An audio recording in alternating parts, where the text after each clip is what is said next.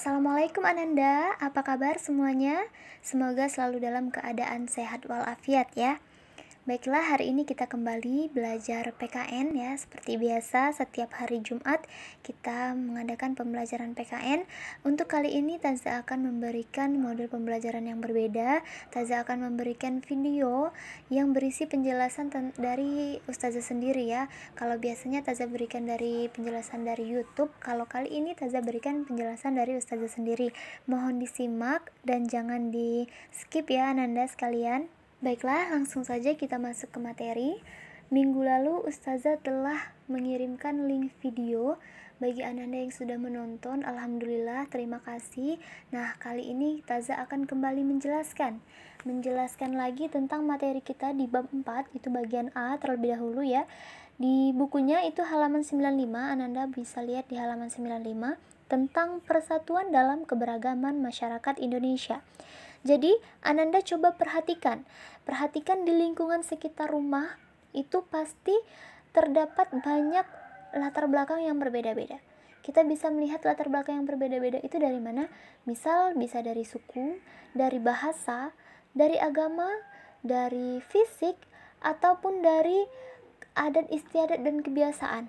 Itu bisa kita lihat di lingkungan sekitar rumah kita, ya.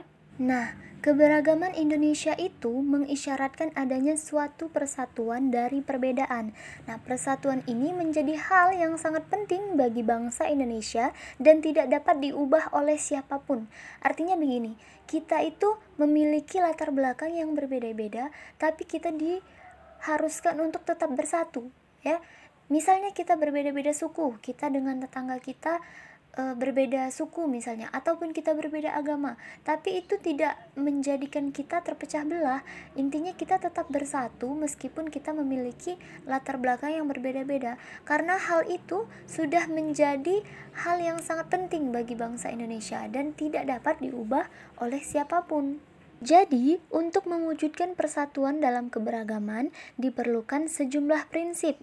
Nah, kali ini kita akan membahas dua prinsip penting, yaitu Bhinneka Tunggal Ika dan Wawasan Nusantara. Ya, ingat, dicatat dua prinsip pentingnya, yaitu Bhinneka Tunggal Ika dan Wawasan Nusantara. Prinsip yang pertama yaitu Bhinneka Tunggal Ika. Nah, melalui Bhinneka Tunggal Ika, bangsa Indonesia mengakui bahwa Indonesia merupakan bangsa yang terdiri atas berbagai suku, ras, agama, bahasa, dan adat istiadat. Namun, perbedaan dan keanekaragaman bukan menjadi pemisah dan alat untuk memecah belah rasa persatuan dan persaudaraan. Jadi seperti yang sudah Ustazah jelaskan tadi sebelumnya, bahwa meskipun kita berbeda dengan tetangga kita, berbeda dari segi suku, agama, ataupun bahasa, itu tidak menjadi pemecah, tidak menjadikan itu menjadi sebuah jarak antara kita dengan tetangga kita, seperti itu, antara kita dengan lingkungan kita. Ataupun kita memiliki perbedaan fisik dengan tetangga kita. Perbedaan fisik itu misal kita hidup di lingkungan orang Rejang gitu. Orang Rejang yang mayoritasnya tuh putih-putih semua.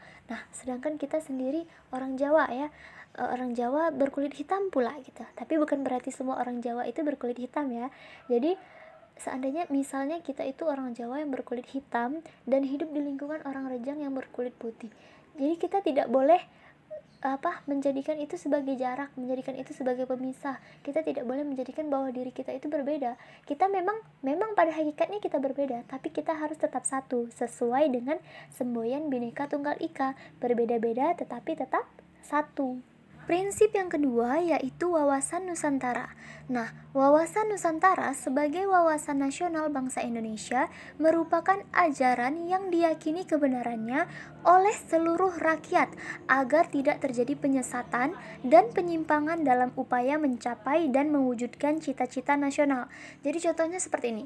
Kita sebagai warga negara Indonesia yang memiliki bermacam-macam suku, bermacam-macam bahasa, bermacam-macam adat istiadat, itu kita harus memiliki wawasan tentang itu. Kita harus tahu, misal orang Rejang itu adat istiadatnya begini, orang Jawa itu adat istiadatnya begini. Kalau orang Batak misalnya, orang Batak itu adat istiadatnya begini, logat dia bicara itu begini.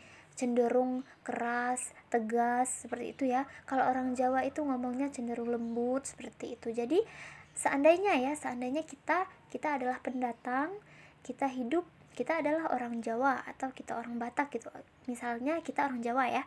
Kita orang Jawa, kita pendatang, kita hidup di suatu desa yang mayoritasnya adalah orang Batak. Ya, jadi sedikit banyak kita harus tahu tentang wataknya orang Batak itu seperti apa, tentang adat istiadatnya, logatnya, cara berbicaranya. Jadi kita harus memiliki wawasan tentang itu. Jangan nanti ngobrol dikit sama orang Batak tersinggung karena ngobrolnya nadanya tinggi gitu. Padahal ya emang begitu orang Batak seperti itu. Jadi kita memerlukan wawasan itu gitu. Secara umum, wawasan Nusantara berarti cara pandang suatu bangsa tentang diri dan lingkungannya yang dijabarkan dari dasar falsafah dan sejarah bangsa tersebut sesuai dengan posisi dan kondisi geografi negaranya untuk mencapai tujuan atau cita-cita nasionalnya.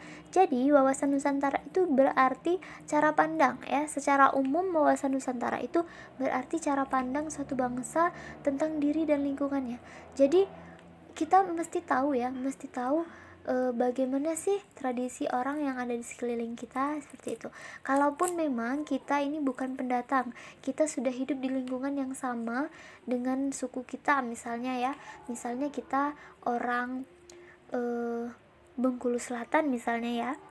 Nah, kita sudah tahu kan ya, kita tentu sudah tahu tentang tradisi Bengkulu Selatan, kita tahu tentang adat istiadatnya, aturan-aturannya bagaimana.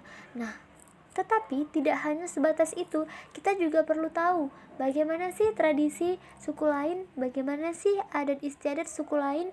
Misal suku Rejang misalnya, kita mesti tahu makanan khas Rejang itu apa sih, tarian daerahnya apa, terus tradisinya seperti apa. Kita mesti tahu karena kita hidup itu tidak bisa ibaratnya itu berdiri sendiri ya, kita memerlukan orang lain seperti itu.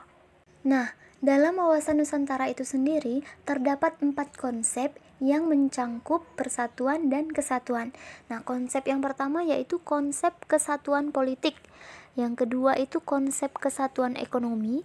Kemudian yang ketiga konsep kesatuan sosial budaya.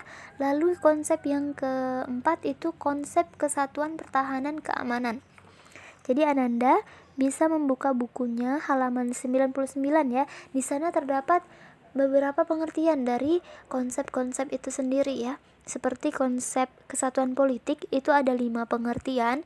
Begitu juga konsep kesatuan ekonomi ya, ada macam-macam pengertiannya. Ananda bisa melihat di halaman 99 sampai halaman 100. Jadi, bangsa Indonesia itu terdiri dari berbagai macam suku bangsa, adat istiadat, tradisi, bahasa, dan agama. Jadi diperlukan kesadaran untuk saling menghormati dan bekerja sama untuk mewujudkan tujuan nasional dengan berprinsip pada Bhinneka Tunggal Ika. Ya, jadi kita meskipun kita berbeda, kita harus tetap memiliki rasa saling menghormati dan bekerja sama untuk mewujudkan tujuan nasional dengan berprinsip pada Bhinneka Tunggal Ika, berbeda-beda tetapi tetap satu. Telah kita ketahui bersama bahwa Indonesia merupakan negara kepulauan yang sebagian besar wilayahnya dihuni oleh berbagai etnis dengan adat istiadat yang berbeda. Nah, perbedaan yang ada di Indonesia mencangkup berbagai bidang, tidak hanya dapat dilihat dari perbedaan secara fisik manusia atau ras, tetapi juga mencangkup perbedaan suku bangsa, agama, dan kepercayaannya. Jadi ini sangat mudah sekali kita temukan di lingkungan sekitar rumah kita. Jadi banyak sekali perbedaan itu, terutama yang paling sering kita temui itu adalah perbedaan bahasa ya. Ada yang ngomongnya pakai memang bahasa Curup, ada yang ngomongnya itu pakai bahasa Indonesia dengan baik dan benar, ada juga yang kalau berbicara itu menggunakan bahasa Indonesia. Jadi itu termasuk ke dalam keberagaman masyarakat Indonesia. Masalah yang dapat muncul dalam keberagaman Indonesia adalah konflik. Apa sih konflik? Konflik itu adalah sebuah masalah yang terjadi yang disebabkan oleh biasanya itu perbedaan pendapat, perselisihan seperti itu. Jadi konflik itu adalah masalah yang muncul, yang sering sekali muncul dalam keberagaman masyarakat Indonesia. Dalam Kamus Besar Bahasa Indonesia atau KBBI, konflik didefinisikan sebagai percekcokan, perselisihan, atau pertentangan. Surjono Sukanto mengemukakan 4 faktor yang dapat menyebabkan terjadinya konflik dalam masyarakat. Yang pertama itu faktor perbedaan antar individu. Nah, faktor perbedaan antar individu ini contohnya misalnya kita lagi belajar kelompok ya. Nah, saat belajar kelompok itu ada teman kita itu yang kalau belajarnya itu hobinya sambil dengerin musik. Tapi di satu sisi ada teman kita yang kalau belajar itu mau yang suasananya hening seperti itu. Nah, itu akan menjadi suatu perbedaan pendirian ya, dapat menimbulkan konflik antara antara kedua teman itu tadi. Satunya mau denger musik, yang satunya mau suasana yang tenang. Akhirnya nanti nggak jadi itu nggak bisa disatukan kecuali mereka mau saling menghargai seperti itu. Misal yang mendengarkan musik ini menghargai bahwa teman yang lain itu maunya suasana yang tenang seperti itu. Mereka harus menyatukan pikiran sebaiknya yang bagaimana gitu, karena yang dilakukan sekarang itu kerja kelompok, jadi ada kerjasama antar kelompok itu sendiri seperti itu. Kemudian yang kedua itu adalah faktor kebudayaan. Nah, faktor kebudayaan ini contohnya misal ada seorang anak kecil atau anak balita gitu, anak kecil lah ya pokoknya, yang dari kecil itu sudah dididik oleh keluarga yang menjunjung tinggi nilai kesopanan. Nah, jika dia dewasa nanti cenderung dia akan bersikap sopan kepada siapapun, termasuk kepada orang yang lebih tua. Nah, tetapi ada juga anak yang tidak dibesarkan dalam keluarga yang tidak menjunjung tinggi nilai-nilai kesopanan seperti itu. Jadi anak itu tumbuh bebas, tidak tahu tidak memperdulikan norma kesopanan, cenderung berbicara itu kurang sopan kepada orang lain, termasuk juga kepada orang tua seperti itu. Nah, perbedaan kebudayaan itu dapat menimbulkan konflik juga ya. Terus kemudian perbedaan yang ketiga itu perbedaan kepentingan. Nah, perbedaan kepentingan ini contohnya seperti ini. Misalnya ya, ada sebuah hutan di suatu wilayah, itu ada dua sudut pandang yang berbeda.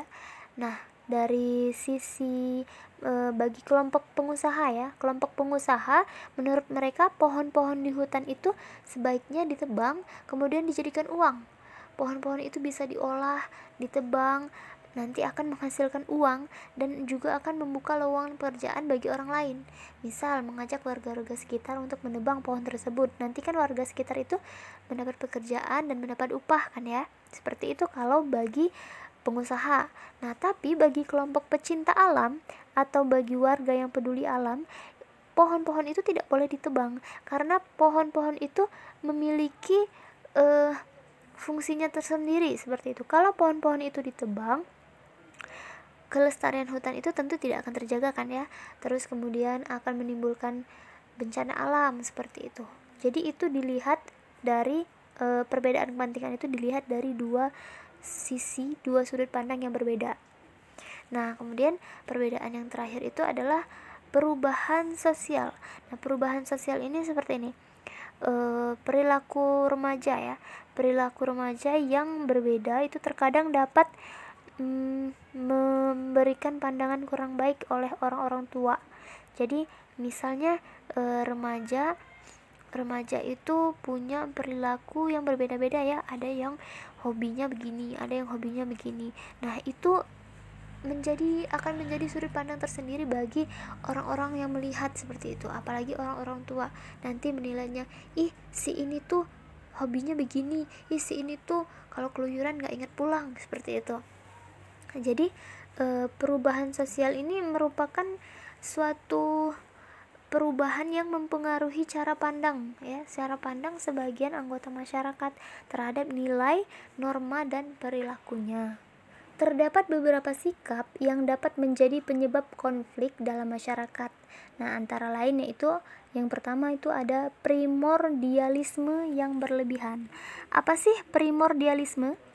Primordialisme itu merupakan pandangan atau faham yang menunjukkan sikap berpegang teguh pada hal-hal yang sejak awal melekat pada diri individu. Nah, contohnya itu seperti suku bangsa, ras, dan agama. Jadi sikap primordialisme itu yang berlebihan itu akan menganggap suku bangsa, ras, atau agamanya itu lebih unggul dibanding suku bangsa, ras, atau agama yang lain. Jadi kita merasa suku kita itu lebih baik daripada suku-suku orang lain gitu. Bahasa kita itu lebih bagus, lebih keren daripada bahasa-bahasa yang lain seperti itu. Itu tidak boleh. Sikap yang seperti itu tidak boleh, karena sikap yang seperti itu dapat menyebabkan konflik, ya. Kemudian sikap yang kedua itu ada etnosentrisme. Etnosentrisme itu adalah pandangan bahwa kebudayaan suku bangsa lebih baik dibandingkan kebudayaan suku bangsa lain. Nah, sedikit agak-agak mirip ya dengan yang pertama tadi. Jadi kita tidak boleh memiliki sikap etnosentrisme ini, karena ini menganggap kalau budaya kita ini lebih baik dibandingkan kebudayaan orang lain. Itu tidak boleh, karena setiap orang itu di kebudayaannya itu memiliki kelebihan dan kekurangannya masing-masing. Kemudian sikap yang ketiga itu ada diskriminatif. Nah, diskriminatif itu merupakan perbedaan perlakuan terhadap sesama warga berdasarkan warna kulit, golongan, suku, ekonomi, ataupun agama. Jadi misal nih, kita membeda-bedakan teman kita. Ada teman kita yang putih, ada teman kita yang hitam gitu. Nanti kita gak mau terlalu akrab sama yang hitam. Nanti takutnya dibilangin, si itu temenan sama yang itu hitam katanya. Gak maulah temenan sama orang hitam. Itu tidak boleh ya, karena membeda-bedakan seperti itu dapat menimbulkan konflik. Bisa jadi teman kita tersinggung, teman kita mengadu kepada kedua orang tuanya tidak terima, karena kulit hitam, kulit putih itu sama saja, tidak ada bedanya ya. Kemudian sikap yang keempat adalah stereotipe. Stereotipe itu merupakan penilaian terhadap seseorang atau suatu golongan hanya berdasarkan persepsi pribadi atau kelompok. Nah, sikap ini umumnya berdasarkan prasangka atau cenderung tidak tepat. Jadi kita menilai seseorang itu hanya dari menebak-nebak. Misal kita menebak-nebak, si ini tuh kayaknya begini deh orangnya, si ini tuh kayaknya begini, yang itu tuh kayaknya begini. Kita hanya menebak-nebak, padahal belum tentu tebakan kita itu atau prasangka kita itu benar. Nah, jadi kita tidak boleh memiliki sifat stereotip ini ya, karena ini dapat menimbulkan konflik. Kemudian sikap yang selanjutnya adalah fanatisme. Fanatisme itu merupakan keyakinan atau suatu kebenaran tanpa kepastian data dan fakta, tetapi kebenaran itu dianggap kebenaran mutlak tanpa mempedulikan argumen orang lain. Jadi kita menganggap anggapkanlah suatu pendapat ya, pendapat teman kita, teman baik kita, atau pendapat kita sendiri, kita menganggap pendapat kita itu sudah benar, sudah pasti, seperti itu. Kita tidak mendengarkan pendapat orang lain, kita tidak mendengarkan argumen orang lain, kita hanya menjunjung tinggi pendapat kita. Menurut kita, pendapat kita sudah paling benar. Nah, itu dinamakan fanatisme, dan itu tidak boleh karena dapat menyebabkan konflik. Nah, yang kemudian yang terakhir itu adalah eksklusivisme. Nah, eksklusivisme itu adalah sikap yang memandang bahwa pandangan atau ajaran yang paling benar hanyalah pandangan atau ajaran kelompoknya, dan menganggap pandangan atau ajaran kelompok lain itu tidak benar. Nah, ini juga sikap yang tidak baik ya. Kita hanya menganggap ajaran dari kelompok kita itu ajaran yang paling baik, seperti itu. Misal kita punya kelompok belajar, nah kita menganggap hasil atau kelompok kita itu mempresentasikan suatu materi itu dengan sangat baik. Kita tidak boleh memiliki sifat seperti itu, karena itu sama saja kita merendahkan, menjatuhkan kelompok yang lain, seperti itu. Jadi sikap eksklusivisme ini juga tidak baik untuk diterapkan karena dapat menyebabkan konflik. Ya, jadi ada 6 sikap yang dapat menyebabkan konflik dalam masyarakat ya. Yang diantaranya tadi ada primordialisme yang berlebihan, kemudian etnosentrisme, lalu diskriminatif, kemudian stereotip, kemudian fanatisme, dan yang terakhir eksklusivisme. Kemudian Surjono Sukanto menyebutkan 5 bentuk khusus konflik atau pertentangan yang terjadi dalam masyarakat. Nah, diantaranya yang pertama itu konflik pribadi. Konflik pribadi ini contohnya kita tidak senang dengan orang lain.